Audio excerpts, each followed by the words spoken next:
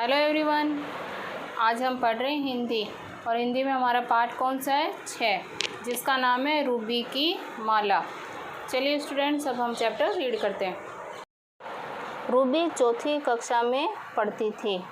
School के सभी कार्य वह शौक व समझदारी से करती, बस चिढ़ती तो केवल क्राफ्ट की कक्षा से। उसके छोटे छोटे हाथ कभी पेपर को काटते, कभी सुई से टाँका लगाते तो कभी बटन चिपकाते। सब करने के पश्चात भी मैम को कुछ पसंद न आता, इसलिए वह निराश हो जाती थी। एक दिन उसने कुछ चूड़ियाँ लेकर पेंसिल का स्टैंड बनाया तथा माचिस की तीलियों से वॉल हैंगिंग बनाई, पर सब चिपचिपा सा हो गया। सोचने लगी, इससे तो अच्छे गणित के सवाल हैं या फिर हिंदी की कोई कहानी पढ़ना। इम्तिहान नज़दीक आ गए।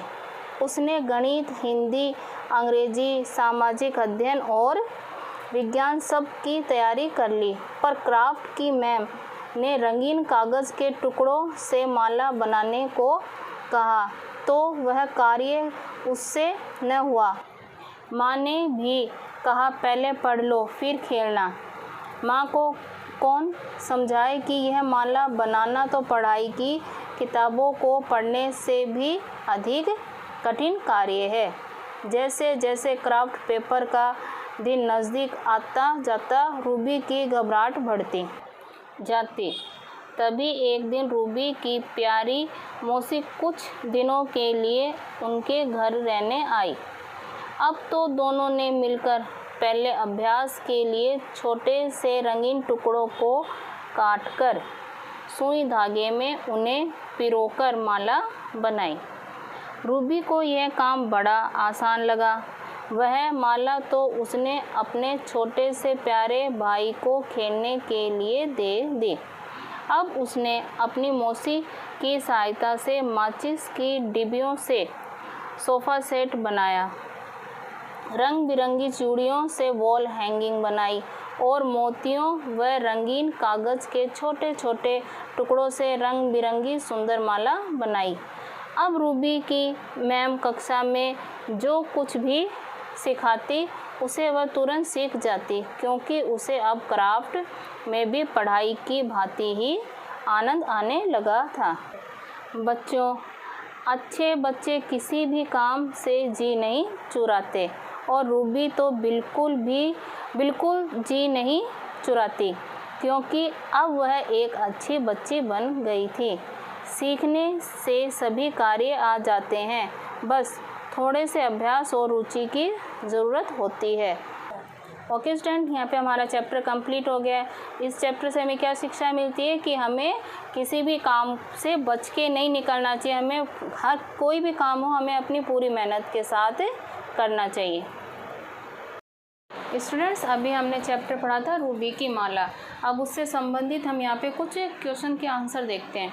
फर्स्ट, रूबी किस काम से चिढ़ती थी? आंसर, रूबी क्राफ्ट के काम से चिढ़ती थी। कौन से काम से? क्राफ्ट के काम से। नेक्स्ट, रूबी ने चूड़ियों से क्या बनाया था? आंसर, रूबी ने चूड़ियों से पेंसिल का स्टैंड बनाया था। क्या बनाया था? पेंसिल का स्टैंड।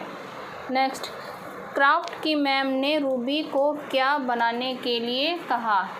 आंसर, क्राफ्ट की मैम ने रूबी को रंगीन कागज़ के टुकड़ों की माला बनाने के लिए कहा। क्या बनाने के लिए? रंगीन कागज़ के टुकड़ों की माला बनाने के लिए कहा।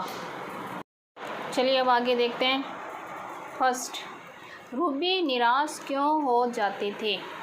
आंसर, सारा काम करने के बाद भी मैम को कुछ पसंद नहीं आता था, इसलिए रूबी निराश हो जाती थी। सेकंड, रूबी को गणित के सवाल अच्छे क्यों लगते थे? आंसर, रूबी ने पेंसिल स्टैंड बनाया, माचिस की तीलियों से वॉल हैंगिंग बनाई, पर सब चिपचिपा सा हो गया। तब वह सोचने लगी कि इससे तो अच्छे गणित के सवाल हैं। उसने ना जो ये सारा क्राफ्ट का काम किया ना, तो उसके हाथ और वो सामान थे सब सब चिपचिपे से हो गए, इसलिए उसने सोचा इससे अच्छा तो गणित के सवाल ही हैं। नेक्स्ट, रूबी की मौसी ने उसे क्या क्या बनाना सिखाया?